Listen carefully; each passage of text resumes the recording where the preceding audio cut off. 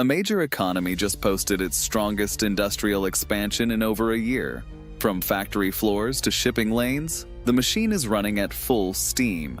Wages are climbing and household wealth is growing, reaching levels that should signal a golden era of prosperity. But behind these headlines, business owners and families are calling it a quiet disaster. They see a reality the charts don't show. Two numbers that should agree are moving in opposite directions. Once you see the gap, you'll understand why the economy feels stalled. It's how a country can look healthy in a boardroom while stalling in the neighborhood. It all comes down to the fourth pillar, public credit. The industrial index hit a 14-month high. Production is up, and on paper, the success looks undeniable. Average wealth climbed 40% in 5 years. Even typical households are up 10%. These are success stories, or so they seem. The central bank just cut interest rates by 0.5 point. On the surface, this looks like relief is finally on the way, but inflation fell even faster. In real terms, the cost of borrowing barely moved. It's effectively stuck at 10%. That 10% isn't the real number. It's an average that hides a much harsher truth for the backbone of the economy. For the biggest industrial players, 10% barely matters. They fund expansion out of their own profits and never need a bank loan. But for a small manufacturer or a family financing a home, the real number is closer to 20%. They're priced out of their own growth. That's the difference between an economy that grows for everyone and one that only grows for whoever didn't need the loan in the first place. This exact fork in the road has a history. To understand our future, we have to look back to 1791. A newborn nation was flat broke. Its currency was nearly worthless, and its credit was non-existent. Independence was at risk. Alexander Hamilton proposed handing that struggling government the power to create and direct credit through a national bank. It was a radical idea.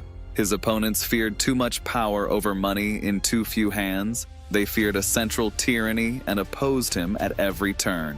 But Hamilton knew that without credit reaching real production, the farmers and makers, independence was just a word on paper. No roads, no factories, no way to turn political freedom into an actual economy. Credit wasn't a luxury, it was oxygen for the nation. The bank was built. For the first time, that young government could put credit behind production instead of begging foreign lenders.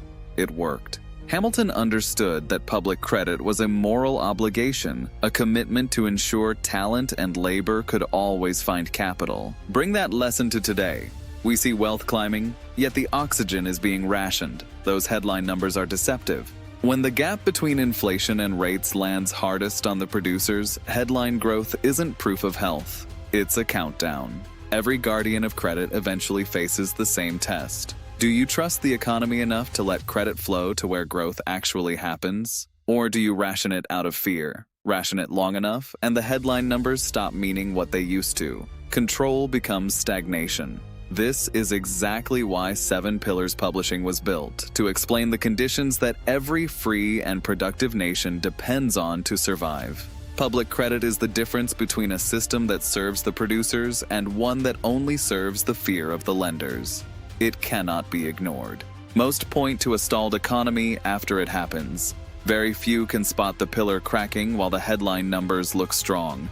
We want you to be the few who spot it. Our series is grounded in natural law. We believe an economy must serve the human person and the nation's independence, not the other way around. Public credit is just one of the 7. Independence, the Constitution, the Bill of Rights, they all work together to create the framework of freedom. When you understand all 7, you see the cracks before the collapse. You see the path to rebuilding. That is our mission at 7 Pillars. Take domestic manufacturing. It can't exist without public credit. Without capital for talent and tools, manufacturing crumbles and independence goes with it. Or internal improvements. Roads and digital networks require a credit system that looks 30 years ahead, not just to the next quarterly report. This is a moral responsibility, to leave our children a nation where freedom is an active, growing reality. It starts with understanding these pillars. Even innovation depends on this foundation. Bright minds need a nation willing to bet on them, providing the credit that turns an idea into a revolution.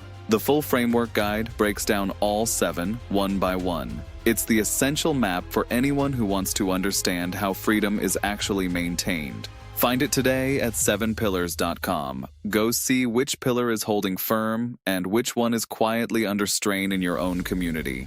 Knowledge is defense. Hamilton built the bank because he knew freedom needed a foundation of credit. Today, we face that same challenge. We must rebuild that foundation, pillar by pillar. Freedom doesn't sustain itself. It must be understood, defended, and rebuilt. It is the work of every generation. Our generation is no different. I'm here to help you navigate that work. Join us at 7 Pillars. God bless you, and God bless the United States of America. Thank you for watching.